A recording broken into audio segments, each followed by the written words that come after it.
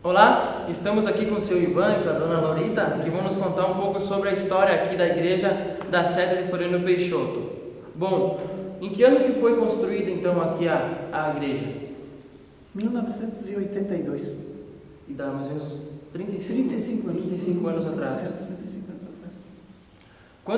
Quantos sócios tinham na época, mais ou menos, assim, uma base? Porque não tem nenhum registro assim que possamos contar. Em torno de 100, 110 mais ou menos isso. De sócios. Esse sócio era cobrado uma taxa, né, para se associar. Não Sim. era através da dízimo e coisas assim, né? E daí a gente tinha que ajudar, vamos dizer assim, pagava para se associar. Não era que nem agora que mudou. Qualquer um podia Sim, adentrar. sim. Como era as vestimentas das pessoas comparado com agora e antigamente? Mudou alguma coisa? Eram diferentes as cores das vestimentas? O homem eu acho que é normal, mais ou menos, o masculino, mas o feminino, a mulher usava mais vestido, então assim, as mais de idade eram mais cores escuras, né? E as mais jovens, então, eram poá, eram bastante, assim, mesclado, uma coisa assim, bem estampada. Vestidos prevaleciam bastante. Bastante. Não existia mini saia e nem bermuda, nada na igreja. Como é que eram as contribuições para a igreja? É através de uma coleta, né? Assim, a gente pedia ajuda, né, para os moradores, para os associados, né? E daí, muitas vezes a gente ia nas casas pedindo, né, ajuda para manter a comunidade. E dentro da igreja era através da oferta, era como é que era, Rita? Um bastão? Como é que se dizia? Eu não lembro como é que era o nome daquilo. Mas daí então foi para a construção da igreja, daí então cada família contribuía com uma parcela, assim que fosse do alcance da família, né? Antes quem podia mais daí a parcela, contribuía com uma parcela maior, e quem menos, né, então ter mais, então com uma parcela menor. Mas todas as famílias ajudaram para a construção. E até teve famílias que doaram as janelas também, né? Cada uma tem o nome delas lá. Isso escrito nas janelas. Eles estão escritos nas janelas. E como é que o padre rezava as missas ainda, como é agora? Ou tinha um outro método, outro jeito de fazer Não, as missas? já era em português. Já era normal que nem agora. Aí para ir confessar, tinha um confessionário lá atrás. O padre entrava dentro daquele confessionário, com uns buraquinhos de uma janelinha lá, e a gente ficava no corredor, assim, na beirada da igreja, assim, né, para cada um que saía, daí entrava outra. Naquela época existiam as ministras, que nem existe agora? Não. E como é que as cores da igreja foram mudadas ao longo do tempo? Ou sempre foi desde que foi fundada, ela sempre se permaneceu a mesma cor? Não foi mudado. Acho que essa cor que está agora é a terceira vez que foi. Qual era a primeira cor da igreja? A primeira ela era bem branquicenta, né? Bem assim, era cor gelo, a primeira. Uhum. E depois a segunda ficou um rosa meio apagado assim, e agora é verde. E por dentro, então, daí no começo, por dentro ela sempre foi amarela, desde o começo. Só agora que ela... E agora então mudou para o azul. Existiam pessoas que tocavam alguns instrumentos na igreja, ou que cantavam? Quem que participava? Como tem agora as canções durante a missa? Sim, existiam, meu Deus, tinha um coral que cantava muito bonito. Só que o instrumento musical não existia, não tinha ninguém que tocava. E essas festas também tinham, como tem agora a Romaria, uma vez por ano? Não. Festas eram seguidas aqui? Sim, a festa da Nossa Senhora da Saúde sempre teve, a festa da Nossa Senhora da Saúde em novembro sempre teve, só que não era romarias assim, era uma festa normal da comunidade. A festa da padroeira, diziam assim, a festa da padroeira. E daí tinha 3 festas, tinha a festa de São José em março, depois em maio, fim de maio, começo de junho tinha outra festa, assim, que era uma festa normal do ano, e depois em novembro então a festa da padroeira, que era a Nossa Senhora da Saúde. Qual o significado da lâmpada do Santíssimo que fica sempre acesa dentro da igreja? É um sinal de que existe a presença do Santíssimo na comunidade. Se você entrar numa igreja que tem a lâmpada acesa na igreja, uma lâmpada assim do lado do tabernáculo, do lado do sacrário, é sinal que tem a presença do Santíssimo naquela igreja, e com certeza tem um ministro para depois, durante a semana, ou talvez na hora antes como é que a gente diz, que tem um doente, né, que está nos últimos suspiros, daí o ministro pode levar a Eucaristia, então é sinal, a lâmpada do Santíssimo é sinal que existe o Santíssimo na comunidade. Qual também o significado dos sinos na Igreja Católica? O sino na Igreja Católica, a gente, assim, há tempos atrás, hoje já não se usa mais esse costume, mas há tempos atrás batiam o sino às 6 da manhã, tinha uma pessoa responsável para isso, às 6 da manhã, ao meio-dia, e às 6 da tarde, que era a oração da Ave Maria. Então, de manhã, porque era para no amanhecer, né? Ao meio-dia, porque é para agradecer o meio-dia que a gente já... Que depois aí até o almoço tem o seu significado também. E às 6 da tarde, que era a oração da Ave Maria, né?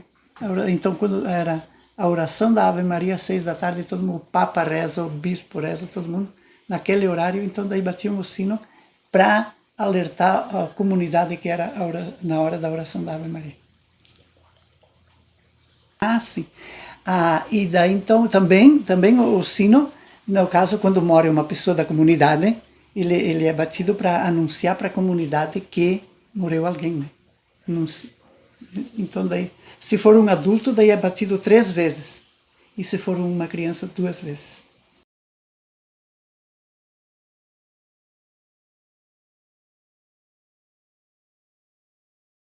Bom dia, a gente está aqui com o Sr. Leonel para lhe contar um pouquinho sobre a Igreja Luterana. Qual foi o ano de fundação da igreja? 1933. Tem alguma filial no município? Não. Na verdade, eu acho que nós sempre filiados, porque a paróquia mesmo é em Jaru. Quantas pessoas mais ou menos participam da igreja? Hoje em torno de uns 60, 70 por aí. E quais são as contribuições dadas para a igreja? Livre vontade. Tem família que dá 20 por mês, outros 25, outros 50. E antigamente, quantas pessoas participavam? Antigamente, não posso dizer, mas tinha umas 35 famílias, 40 por aí, só que as famílias grandes, de 10, 12 pessoas por família, a maioria. No caso aqui, onde está construído, tem uma família ali do Adolfo Blinchen, ele tinha lá mais de 10 filhos. Família grande. Uma igreja não possui sino, como é que vocês fazem para se comunicar sobre os cultos? Através de um almanaque, um informativo que eles dizem, o pastor diz, já pronto, no começo do ano, aí tu tem um monte o ano inteiro. E daí ali está todos os dias que vocês têm? Todos os dias, onde o pastor está e tudo, até os dias de semana que o pastor não prega culto, coisa assim, ali está onde que ele está. E não só na igreja de vocês, em todas as igrejas? As outras, vamos dizer, as veteranas lá de Getúlio Vargas, daí eu não sei como é que é, mas deve ser mesmo. Mesmo sistema. Como é que é? Assim.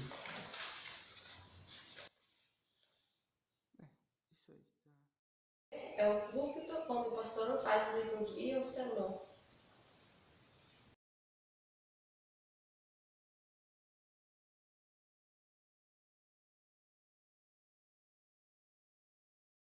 Vamos fazer a entrevista sobre a Igreja Assembleia de Deus.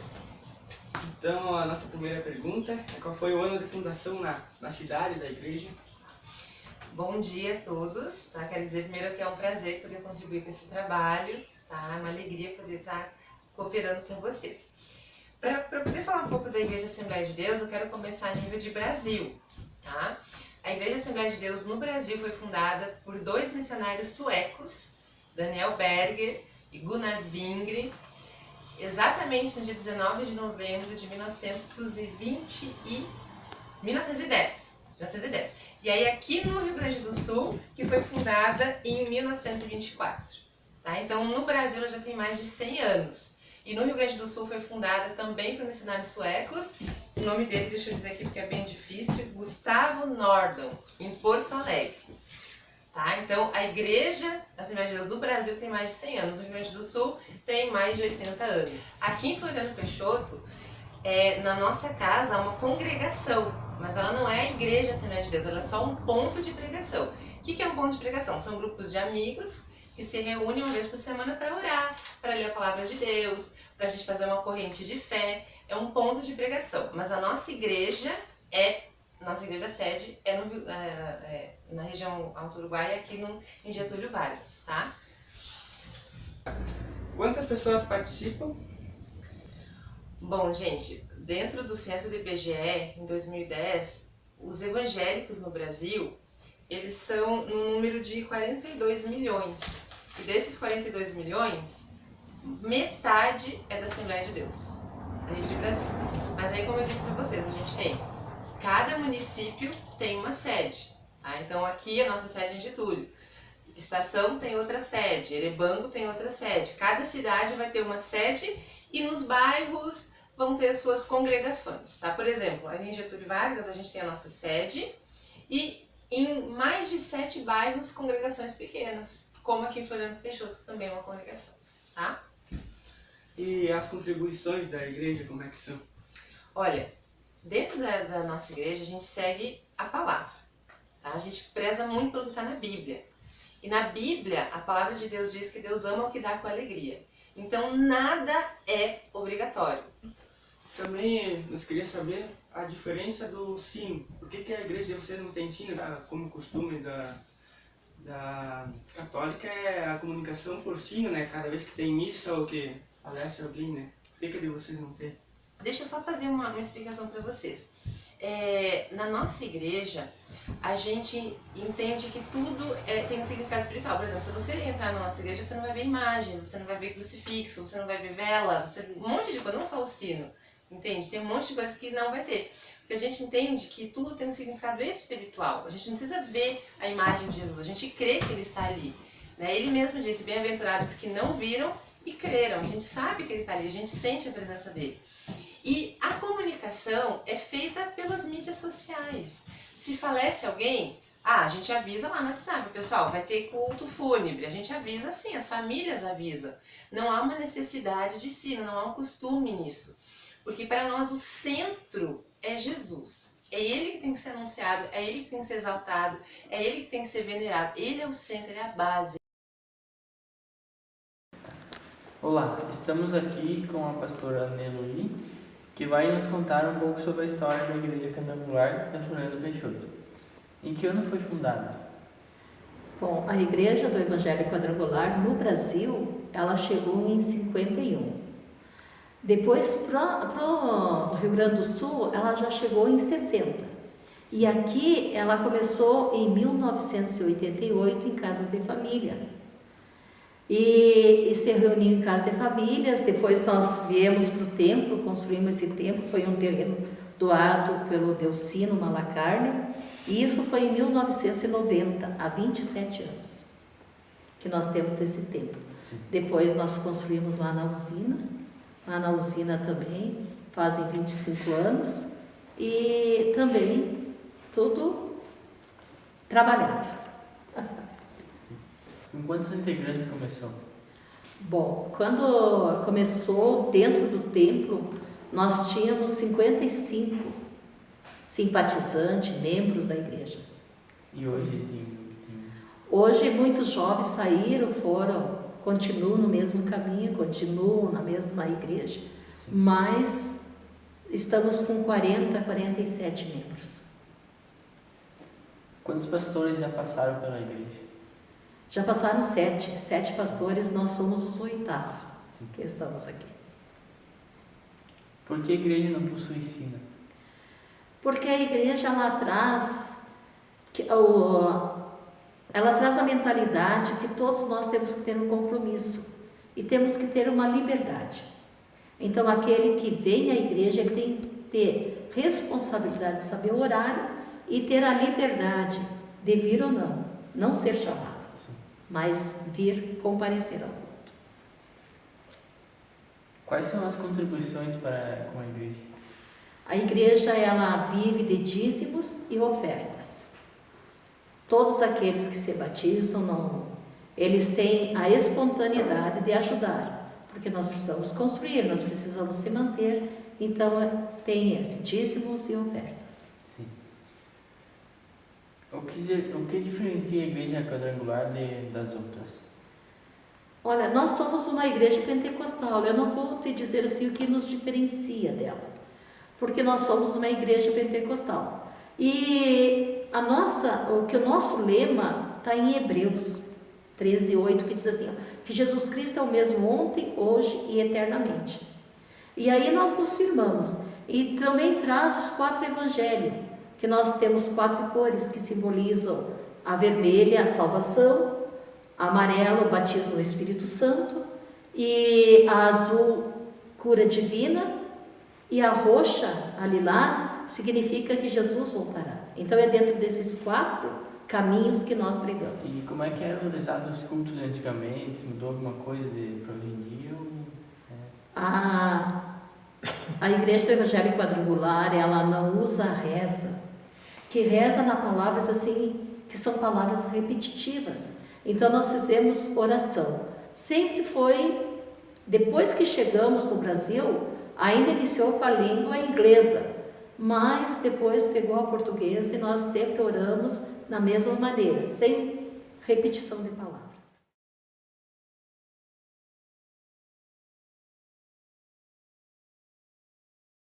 Bom dia, meu nome é Patrícia, eu estou aqui com o meu avô Claíde e minha avó Sabina, e eles vão contar um pouquinho sobre a história da comunidade São Miguel.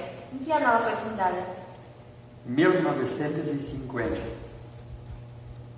Ela foi reformada ou construída depois da sua fundação? Ela foi por fora reformada. E foi trocado o coberto, janela, e depois foi pintada umas par de vezes. E no altar eles trouxeram de carroça de Vila Hortência. Primeiro que os padres vinham, o sogro trazia o padre Eulênio de carroça lá de Carlos Gomes para vir rezar missa. Daí ele ficava na casa do meu sogro e tomava café, e daí ele vinha rezar missa. No outro dia ele rezava a missa, depois ele ia na outra comunidade. Aí vinham buscar ele de carroça, não tinha carro, era só na base de carroça. O altar também foi trazido de carroça. Tinha uma fábrica ali perto que era a antiga Ceramales, daí eles foram buscar de carroça. Daí eles montaram ele aqui, na comunidade. E qual era o número de sócios que tinha quando foi fundado? Tinha. E agora? Agora tem 35. E qual é as contribuições que tem para ajudar a igreja? Os sócios se reuniam para O dízimo, o serviço, limpar a oferta, limpar o cemitério, é tudo assim. Quando era para festa, então eles reuniam o pessoal para trabalhar na festa, daí eles ajudavam a fazer limpeza do pátio, a igreja. E como eram as missas antigamente? As missas, antigamente o padre botava uma batina, que eu acho que deve estar aqui ainda a batina do padre. Ele botava um veste branco. Como ele rezava essas missas? Ele rezava em latim. Ele rezava de costa, ele ficava de costa. Só quando ele virava de frente, quando ele tinha a prédica para fazer, daí ele se virava, e senão ele ficava de costa para o povo. Seria entrega da hóstia? Sim, daí. E como eram as vestimentas que as pessoas vinham da igreja para receber a hóstia? De casaco, e as mulheres tinham que ter véu na cabeça, de vestido, de manga comprida, não podia ser de manga curta. Era tudo. O algum que vinha que não tinha casaco, então ele tinha que emprestar do outro casaco para ele poder ir receber a comunhão, a hóstia. Senão o padre não. E as mulheres também, se alguma que não tinha o véu, ela emprestava para outra. E como era a confissão durante as missas? No confessionário, lá o padre ficava dentro do confessionário e uns se confessavam, o padre dava penitência, e se tu não confessava, tu não podia comungar. Todo mundo tinha que confessar. Todo mundo tinha que confessar se queria comungar. Você não se dava com o vizinho, não podia confessar, não comungar, tinha que se pedir perdão primeiro. Para depois ele se depois tu participar numa comunhão. Aqui é o confessionário, e daí o pessoal vinha, quando o padre vinha confessar, ele entrava dentro ali, daí tinha de um lado vinham as mulheres, do outro lado os homens vinham. Daí as mulheres vinham desse lado e vinham para confessando, e eles se ajoelhavam ali naquele banquinho ali que tem ali. Dali do outro lado os homens ficavam para confessar.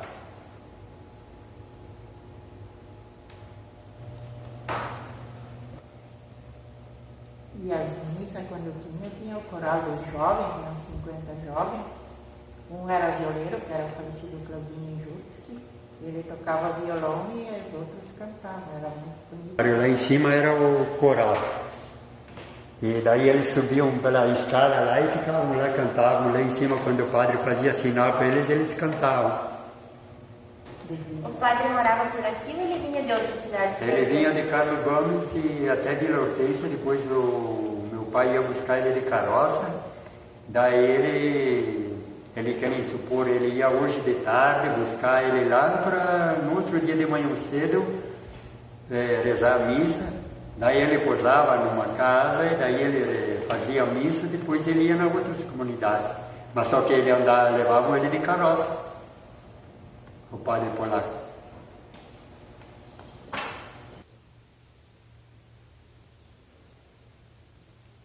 Isso aqui, quando a capela foi fundada, foi tudo falado em polonês.